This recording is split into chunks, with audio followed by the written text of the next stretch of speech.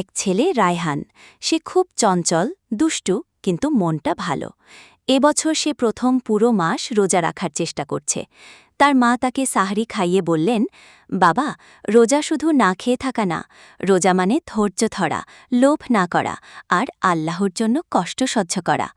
রায়হান মাথা নেড়ে বলল, জি আম্মু, আমি পারব। দুপুর গড়াতেই রোদ খুব বেড়ে গেল। রায়হানের খুব পিপাসা লাগছে। তার বন্ধুরা মাঠে খেলছে, কিন্তু সে দুর্বল লাগায় বাড়ির বারান্দায় বসে আছে। ঠিক তখনই তার খালামণি শহর থেকে এসে বড় একটা বাক্স দিলেন।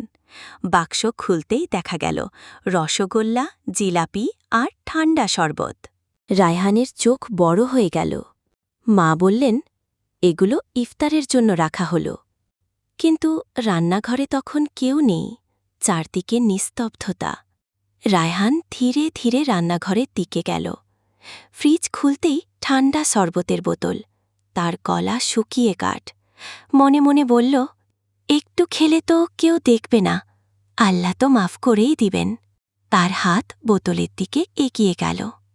হঠাৎ সে মায়ের কথা মনে করল, রোজা মানে লোভ না করা।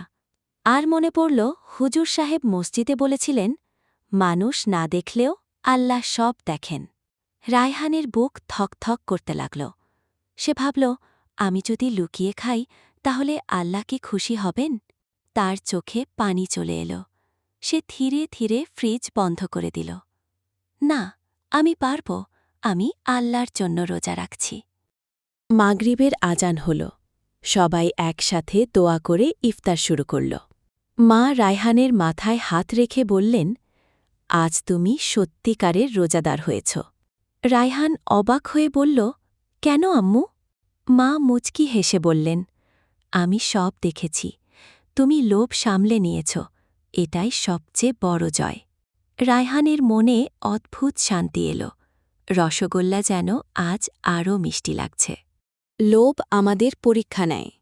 মানুষের চোখ ফাঁকি দেওয়া যায়, কিন্তু আল্লাহর চোখ নয়। সত্যিকারের শক্তি হল নিজের মনকে জয় করা। এখনই ভিডিও পেতে চ্যানেলটি সাবস্ক্রাইব করে দিন।